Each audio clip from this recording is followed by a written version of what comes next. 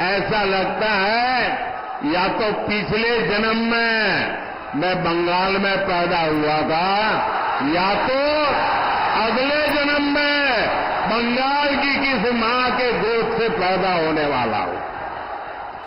प्रधानमंत्री नरेंद्र मोदी जी ने पिछले दिनों पश्चिम बंगाल के मालदा में एक चुनावी सभा को संबोधित किया। वहां मतदाताओं को अपनी ओर आकृष्ट करने के लिए, अपने प्रशंसकों में अपनी प्रशंसा बढ़ाने के लिए, आमजन में चर्चा के लिए एक नया ही विषय छेड़ दिया। प्रधानमंत्री मोदी ने कहा, मुझे ऐसा लगता है पिछले जन्म में मैं बंगाल में पैदा हुआ, इस जन्म में मुझे ऐसा लगता है कि अगले जन्म में फिर मैं बंगाल में किसी मां की गोद में पैदा होऊंगा। मुझे ऐसा लगता है मेरा बंगाल से विशेष नाता है।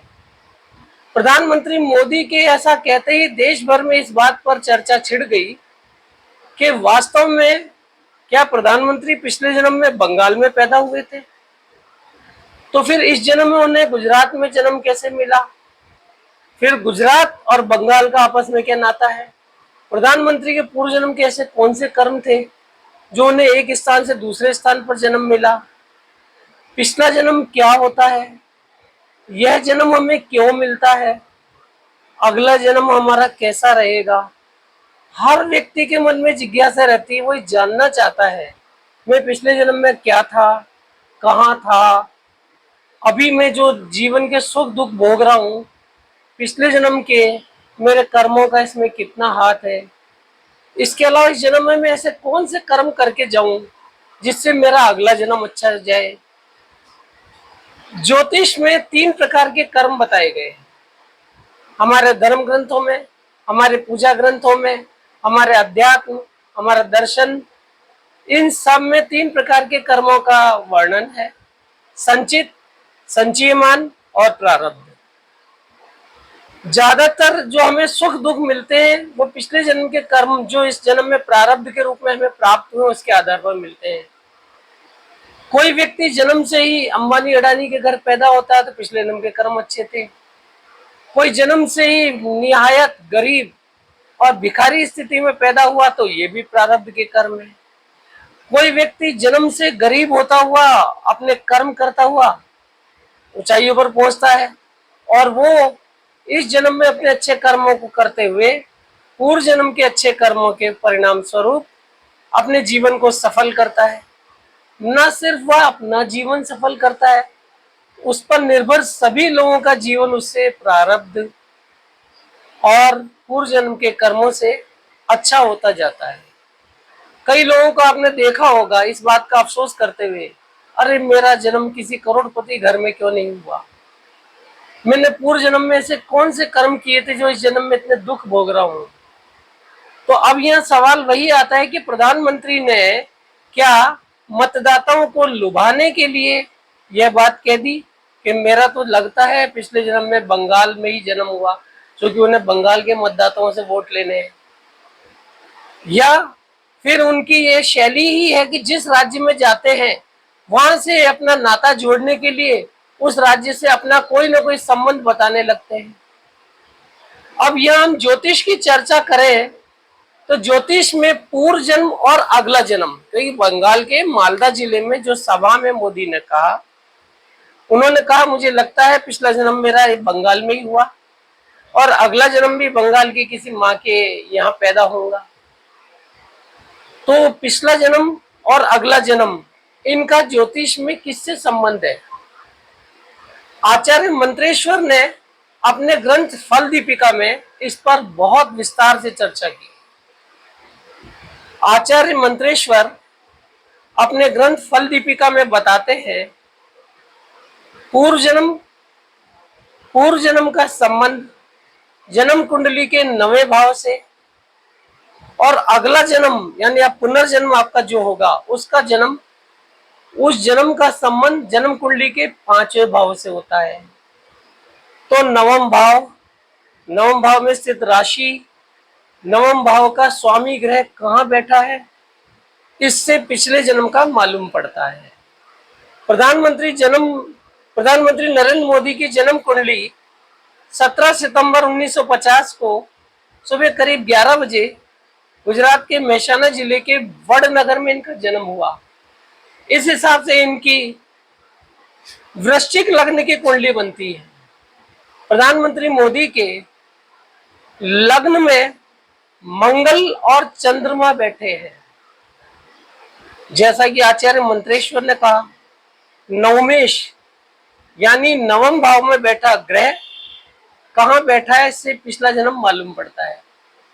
प्रधानमंत्री के नवम भाव में चंद्रमा की राशि कर्क है और चंद्रमा लग्न में बैठा है। और एक चीज और है, लग्न में वृश्चिक राशि में मंगल बैठा है और मंगल वृश्चिक राशि का ही स्वामी है। तो इनकी कुंडली में दो ग्रहों की विशेष भूमिका रही, पिछले जन्म में चंद्रमा की और इस जन्म में जब जन्म लिया तो मंगल की। चंद्रमा आप सभी जानते हैं, चंद्रमा मन का कारक है, चंद्रमा जल राशि है, चंद्रमा भावुकता देता है, चंद्रमा कल्पनाशीलता देता है। चंद्रमा अगर पीड़ित हो जाता है तो मन में तरह तरह की आशंकाएं घर करती हैं। चंद्रमा अच्छा होता है तो अच्छी कल्पनाएं देता है। तो प्रधानमंत्री पिछले जन्म में चंद्र राशि, नवम भाव में जो चंद्र राशि है उससे प्रभावित रहे, यानी जलीय राशि है और जल प्रदेश था। अब इन्होंने कहा मुझे लगता है बंगाल में जन्म हुआ। अब बंगाल में जो गंगा नदी, जिसको वहां हुगली नदी भी कहते हैं, तो क्या इनका जन्म वहां हुआ? और इस जन्म में भी जब गुजरात में हुआ तो वह नर्मदा प्रमुख नदी है, तो क्या उनका जन्म वाकई कहाँ का माना जाए? पिछले जन्म में क्या गुजरात में ही पैदा हुए थे या बंगाल में हुए? तो इसकी पुष्टि के लिए अगर हम देखें तो कर्क राशि जो है वो लग्न में बैठी है। नवम भाव की राशि, इसका स्वामी लग्न में बैठा है। तो पिछले जन्म में भी इनका संबंध पवित्र नदी से रहा। अब यहाँ आप कैसे मालूम करें कि जो पवित्र नदी बंगाल की थी या गुजरात की थी? तो बंगाल की पवित्र नदी गंगा का अगर माना जाए, जैसा कि एक जनसभा में इन्होंने कहा था, माँ गंगा ने मुझे बुलाया है, ना मैं आया हूं, ना मुझे किसी ने भेजा है, मुझे माँ गंगा ने बुलाया है। तब भी इन्होंने अपना संबंध बनारस में चुनाव लड़ने के लिए गंगा से जोड़ा। अब इन्हें चुनाव में वोट चाहिए, बंगाल के वोट चाहिए, तो बंगाल से जोड़ रहे हैं। गुजरात में इनका जन्म हुआ ही है, गुजरात से स्वाभाविक है। तो अब वास्तव में बंगाल में जन्म हुआ या गुजरात में हुआ? तो इसके लिए एक ग्रंथ है ज्योतिष का, कर्म विपाक संहिता। उसमें अनुराधा नक्षत्र में जन्म लेने वालों का जन्म सौराष्ट्र प्रदेश में बताया गया है। भगवान शंकर माता पार्वती को बताते हैं, तो उन्होंने जो कथा बताई है, जो पिछले जन्म के शुभ अशुभ कर्मों के आधार पर जो फल बताए हैं, कभी कोई पाप हुआ हो तो उसके फल बताए हैं, पुण्य फल है तो इस जन्म में क्या क्या पुण्य फल मिलेंगे, ये भगवान माता पार्वती को बताते हैं।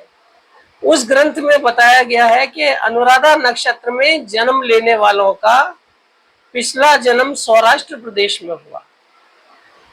सौराष्ट्र, पहले सौराष्ट्र ही नाम था, गुजरात और महाराष्ट्र दोनों संयुक्त रूप से सौराष्ट्र कहलाते थे।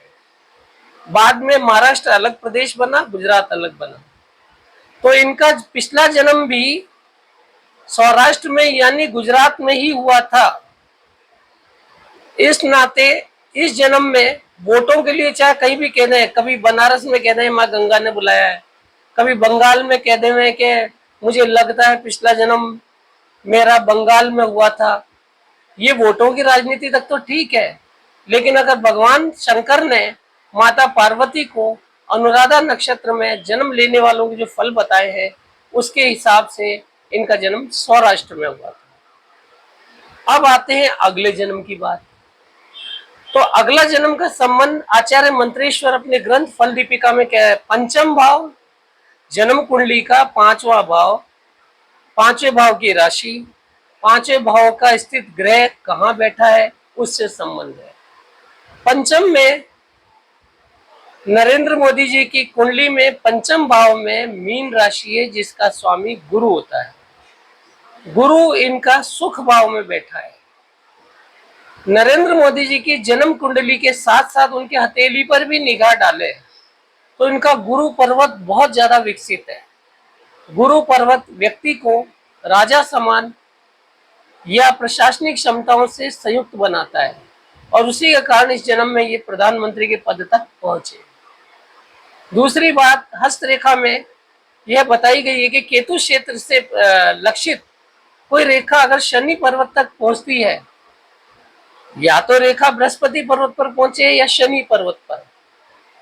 बृहस्पति पे बनी पहुंची तो राजा के समान गुण, और शनि पर पहुंची तो भी वैश्य के समान गुण यानी व्यापारी गुण। इनकी बातचीत में इनका व्यापारियों के प्रति मोह, बड़े बड़े व्यापारिक घराने, उनसे इनके संबंध ये शनि पर्वत पर जाती रेखा से लक्षित होते हैं। तो इस तरह से जो उन्होंने प्रधानमंत्री जी ने मालदा की सभा में कहा कि लगता है कि मेरा पिछला जन्म बंगाल में हुआ, कम से कम ज्योतिषीय ग्रंथों में, उसके आधार पर तो ये लक्षित होता है कि बंगाल में नहीं हुआ। और अगले जन्म का जहां तक सवाल है, यहाँ गुरु की राशि है मीन और गुरु सुख भाव में बैठा है।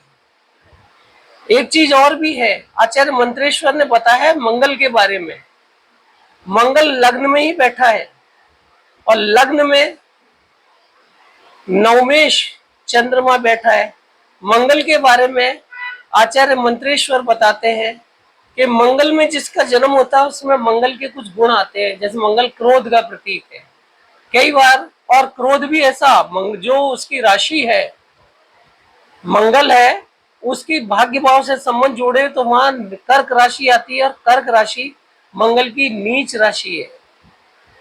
कर्क राशि में मंगल नीच राशि का हो जाता है तो ऐसा व्यक्ति कोई बदला तो लेता है क्रोध में, लेकिन पता नहीं पड़ने देता है।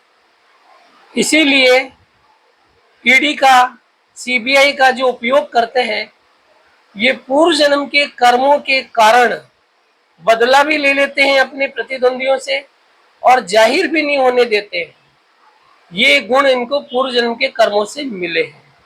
तो अब इस बात पर आचार्य मंत्रेश्वर, इनकी फलदीपिका ग्रंथ, कर्म विपाक ग्रंथ, इन दोनों पर लक्षित करके मैंने प्रधानमंत्री के भाषण का विश्लेषण किया है।